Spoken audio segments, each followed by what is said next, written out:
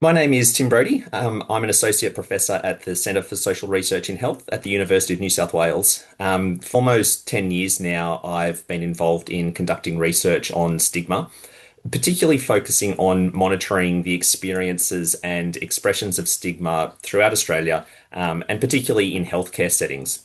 Through this work, I've also been fortunate enough to join the Obesity Collective Stigma expert group. And the theme for this year's World Obesity Day is 8 billion reasons to act on obesity. I'd argue that stigma is central to many of those reasons. So when we talk about stigma in healthcare, or in everyday life, we're essentially referring to people being discredited, looked down upon, treated as inferior or disgraced because of a particular attribute that they possess. Stigma involves labeling and negative stereotypes in the context of power imbalances. And one really important thing to remember is that stigma can be directed towards any number of different conditions, different behaviors, or personal identities. Some previous research that came out of the US identified a list of 93 different stigmatized attributes. I've been working on a project with my team recently where we built on that work and we've developed a list that's nearly twice as long as that. And even that we realize isn't completely comprehensive of all things that might be stigmatized. So weight stigma is one example, but it's a very, very clear example, and one that should resonate with everyone, not just with some people. Some of the recent research I've been working on has been looking into root causes of stigma, basically asking the question, what drives people to stigmatize others? And to very briefly summarize some of the main findings of that work, two of the strongest predictors we've found of people behaving negatively towards something or someone who is stigmatized are number one, how visible the stigmatized attribute is, and number two, how much a person can be blamed for it. So obesity is visible. It's very hard, it's difficult to hide the size of your body when you walk into a health service, for example. If people are concerned about being stigmatized for something else, for, their sexuality, for example, generally they can choose not to reveal that. And the same thing can apply to many other stigmatized attributes, including many different health conditions. But for people living with obesity, not disclosing is just not an option. And that increases the likelihood of experiencing stigma in healthcare settings and also in many other situations throughout their everyday life. Obesity also attracts a great deal of blame. There are public perceptions that oversimplify scientific understandings of obesity. Those are incredibly prevalent throughout society. And by that, I'm referring to the idea that if you just eat better, and if you exercise more, you'll lose weight. It's the idea that obesity is solely the fault of the individual. And of course, we know that's not actually true.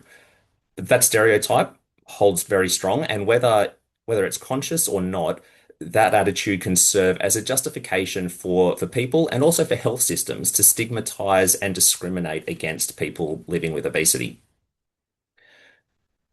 Weight stigma itself can manifest in countless ways. It could be through interpersonal interactions where people are shamed for their body size. But it can also be more subtle. It can be through actions that others might even argue to be well-intentioned. Things like a misattribution of illness or health concerns to obesity.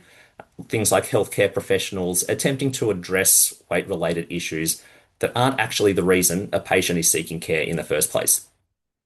It can also exist in practical and structural ways that, again, might not be purposeful, but things like the size of chairs in waiting rooms or hospital gowns, things like blood pressure cuffs that aren't suitable for larger bodies. And all of these things together can have really significant and negative impacts for the people who are affected. Regardless of how or why you experience stigma, it can prevent you from returning for follow-up healthcare. Research has shown time and time again that experiencing stigma can lead to psychological and mental health concerns. And experiencing stigma in one setting can also lead to expecting to experience it in other settings. So, in that way, stigma undermines access to equitable and necessary healthcare for the people who are affected by it. When people are unable to access healthcare, the healthcare that they need, we know that there are consequences not only for their own health, but also for the broader healthcare system. Actions like delaying appointments or treatment options can lead to more significant health issues for the individual.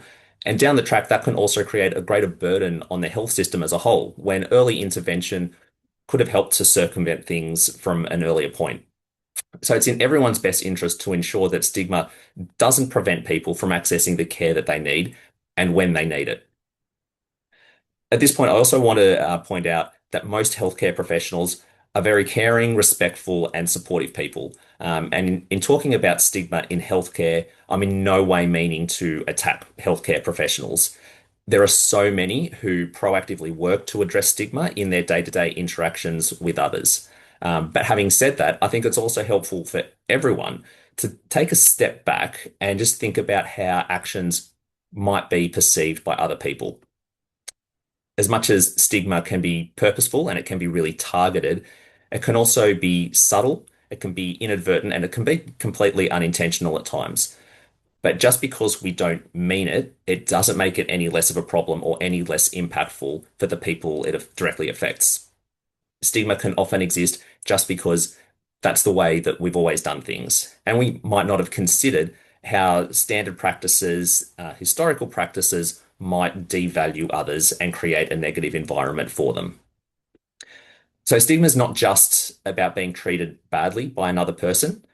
It can be embedded in social norms, it can be embedded in expectations, and perpetuated through things like legislative frameworks and healthcare policies. And it can affect anyone. So, the ways in which stigma detrimentally affects individuals is not unique to obesity, though the examples of how it manifests in the context of obesity definitely deserve some specific attention. Weight stigma is a clear example of how some people don't always receive the same level of healthcare as others. And there are hundreds of other reasons why people could be stigmatized.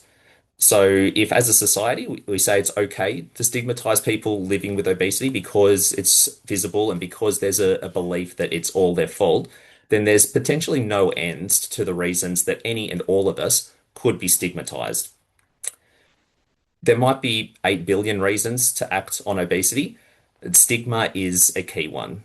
Weight stigma is part of a societal issue that affects all of us and not just some of us.